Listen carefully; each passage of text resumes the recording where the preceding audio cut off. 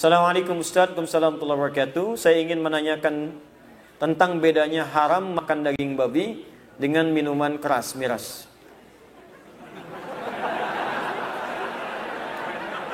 Bedanya satu babi, kedua miras. Nah, udah selesai.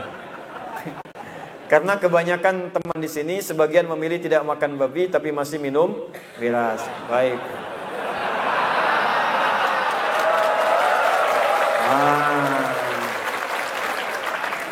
Baik. Bapak Ibu sekalian, kalau sudah haram, ya haram, nggak ada bedanya. Cuman objeknya dibedakan karena memang ragamnya itu yang muncul di masyarakat. Gini, saya ingin ajarkan dulu prinsip dalam Islam. Prinsip Islam itu ketika diturunkan Al-Quran dan dijelaskan oleh Nabi, prinsipnya maslahat. Bagaimana membawa kehidupan bermaslahat dan kebaikan dalam hidup bermasyarakat. Karena prinsipnya maslahat, segala yang mengandung kebaikan, maka Islam kemudian menerapkan dua sistem hukum. Apa dua sistem ini, dua dimensi ini? Yang pertama bentuknya perintah, if'al, al-amru. Kedua bentuknya larangan, la taf'al. Cuman dua ini saja. Kerjakan, tinggalkan. If'al, la taf'al. Do it, leave it. Makanya Anda temukan dalam Quran cuman dua. Kalau nggak diperintahkan, tinggalkan. Diperintahkan sholat, perintahkan zakat, perintahkan haji, perintahkan umrah, perintahkan puasa. Apa unsur perintah ini? Hikmahnya, goalnya, targetnya ada maslahat. Karena itu ketika kita diminta sholat, puncak target sholat itu perbuatan baik, maslahat. Quran surah 29 ayat 45. Inna sholata tanha anil fahsya wal munkar. Kalau orang sholatnya benar, kata Allah, akan terbebas dari dua sumber keburukan. Di buruk itu cuma dua. Kalau bukan fahsya, itu mungkar. Fahsya, keburukan yang bersumber dari syahwat. Maaf, pornografi, porno aksi, LGBT, kata-kata kotor, jorok, itu fahsya. Makanya kalau orang benar-benar sholatnya bagus, fahsyanya hilang. Gak ada orang senang pornografi, porno aksi, gak mungkin, mustahil. Maka dia akan tinggalkan, karena akan berubah jadi baik. LGBT dia jauhi. Malah dia ajak kemudian teman-teman untuk berubah. Ya, karena itu orang yang LGBT dalam fikih Islam, yang laki-laki misalnya, ya, itu nggak bisa jadi imam kalau dia belum sembuh sepenuhnya. Khawatirnya nanti berdampak kepada suasana sholatnya. Baru takbir sudah bubar, ya. Allah, di sana, ya. Balik ke sini. Mungkar perbuatan yang diingkari oleh hati, bentuknya syahwat, sumbernya syahwat perut dan akal.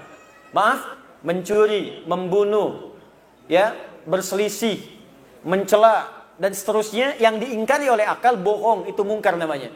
Di orang sholat mustahil mengerjakan perbuatan keji dan mungkar. Goal tujuan dari ibadah itu sifatnya maslahat. Umrah juga begitu, haji begitu, puasa begitu. Kata Nabi, kalau orang benar puasanya, maka puasa akan menahan dia dari perbuatan-perbuatan yang buruk.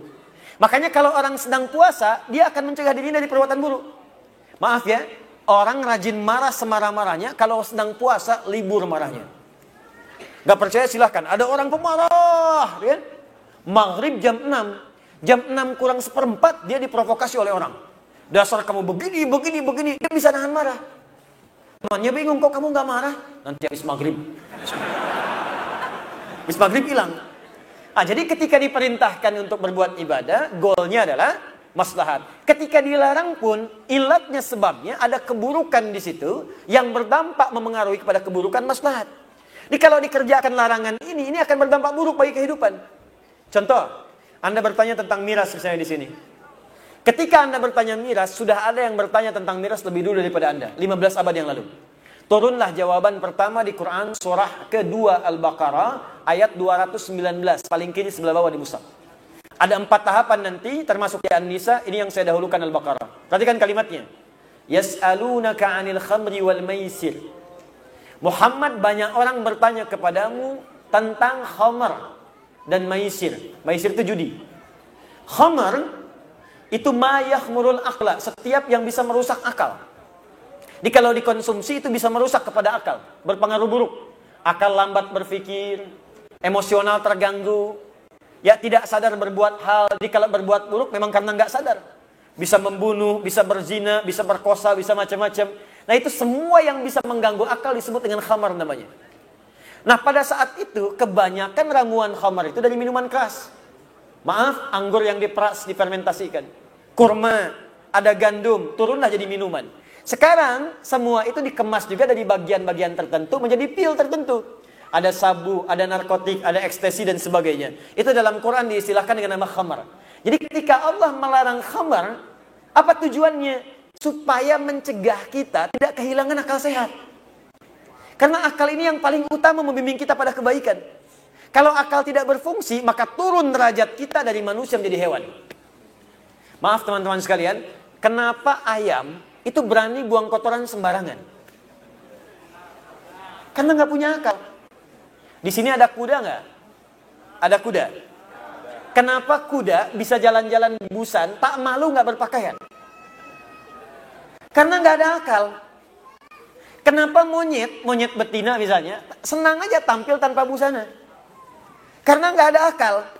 Kenapa kambing bahkan saat Idul Adha sedang adzan berkumandang Allahu Akbar, senang aja berhubungan? Karena nggak ada akal. Kalau akal sudah hilang, maka perbuatan buruk tidak ada kontrol untuk mengerjakannya. Karena itu setiap yang mengganggu akal oleh Al-Quran kemudian diminta untuk ditinggalkan dalam kehidupan. Itulah sebabnya dalam Islam kenapa Anda dilarang minum minuman keras. Itu salah satunya. Sebab kalau sudah minum, kontrol hilang. Tiba-tiba suara meracau, kata-kata jadi kotor, tindakan gak terkontrol, anarkis itu muncul. Ada yang kemudian bahkan nekat melakukan perbuatan buruk, yang mencuri, yang berzina, yang membunuh dan sebagainya. Karena sebab yang buruk ini kemudian miras diharamkan. Yang pertama kali minta kepada Nabi supaya Allah menurunkan larangan mirasan tika, ingat, bukan Bang Haji Oma. Yang pertama minta namanya sahabat Umar bin Khattab. Umar ini jenius orangnya, sebelum masuk Islam beliau itu biasa mabuk sehari 5 kali. Umar. Tapi Umar sendiri setelah masuk Islam yang minta pada Nabi, ya Rasulullah, kenapa Allah tidak turunkan ayat yang melarang mirasan tika, melarang khamar? Maka ketika turun ada tahapan, di antara tahapannya kata Allah, banyak orang bertanya padamu tentang hukum khamar. Qul fihima itsmun kabir wa manafi'u linnas. Katakan Muhammad, memang di balik khamar itu ada yang merasakan manfaat cuma sedikit. Mungkin merasakan manfaat cuma sedikit. Ada yang bisa untuk menghangatkan cuma sedikit. Tapi dampak buruknya lebih banyak. Jadi kalau Anda bisa mengemas teknologi untuk menghangatkan badan, tidak harus menggunakan itu. Kenapa harus gunakan itu? Ada yang merasakan tenang dengan minum. Hanya sedikit. Dia tidak sadar dalam tenangnya bisa mengungkap rahasia yang tidak harus diungkap. Dia tidak sadar dalam perasaan tenangnya bisa meracau kata-kata yang kasar. Dan dia tidak sadar dalam tenangnya bisa berbuat kriminalitas yang lebih besar. Karena itu wa itsmuhuma akbaru min naf'ihima. Potensi buruknya, dosanya lebih banyak dibandingkan dengan baiknya. Karena itulah turunlah kemudian sebagai pamungkas Quran surah kelima Al-Maidah ayat 90 sampai 91. Paling kanan sebelah atas di mushaf. Innamal khamru wal maisiru wal azlamu dan seterusnya. Perhatikan ujung ayatnya. Rijsun min amali syaitani fajtanibu. Itu amalan buruk, provokasi dari setan, maka jauhi itu semua.